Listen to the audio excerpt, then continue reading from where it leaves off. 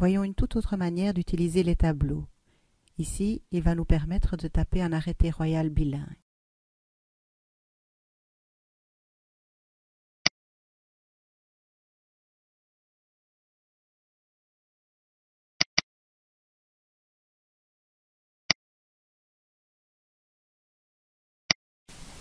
Un arrêté n'est autre qu'un tableau en 2 colonnes et d'autant de lignes qu'il n'y a d'articles dans celui-ci.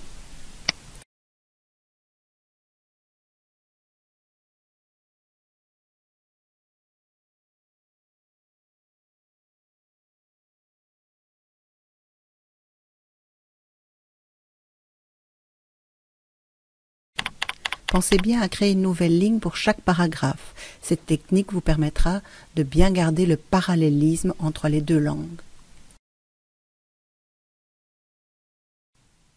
Si vous ne tapez qu'en français, passez systématiquement la première colonne en appuyant à nouveau sur Tabulation.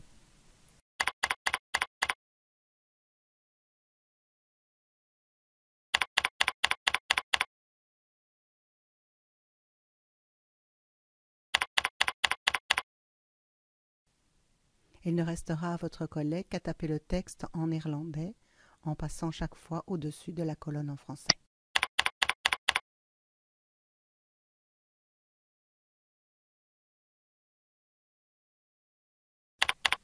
Si dans une des deux langues le texte est plus long, la ligne s'adapte automatiquement en hauteur et nous gardons le parallélisme.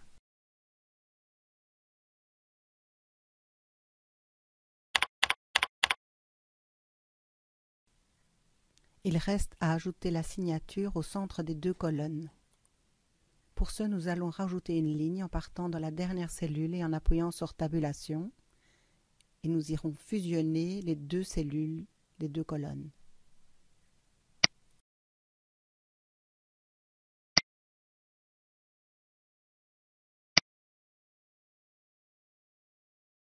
Après la frappe au kilomètre, il nous reste comme pour tout autre document à tout d'abord effectuer toutes les corrections orthographiques, fautes de frappe, et ensuite à mettre tout le texte en forme.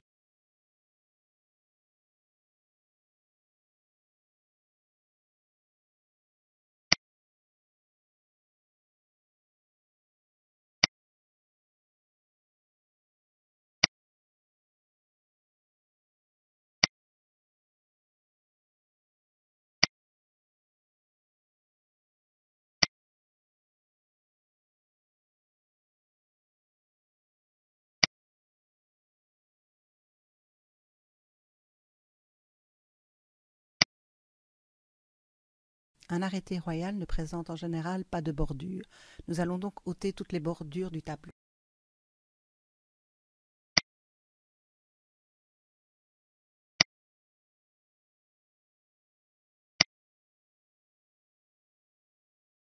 S'il fallait à nouveau effectuer des corrections au document, celles-ci seraient plus complexes à effectuer. Effectivement, nous n'avons plus les bordures pour nous repérer. Alors pour ne pas rajouter les bordures, ce que nous pouvons faire, c'est afficher le quadrillage qui, lui, ne sera pas imprimé.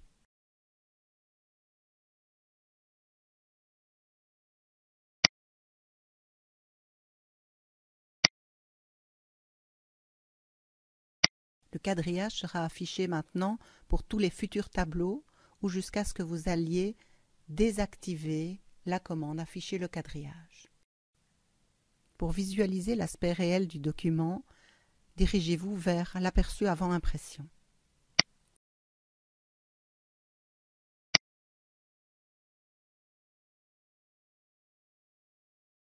Vous travaillez de la même manière pour les notes de service bilingues. Cette capsule est à présent terminée. Vous savez maintenant taper un arrêté royal, 2 colonnes, 2 langues,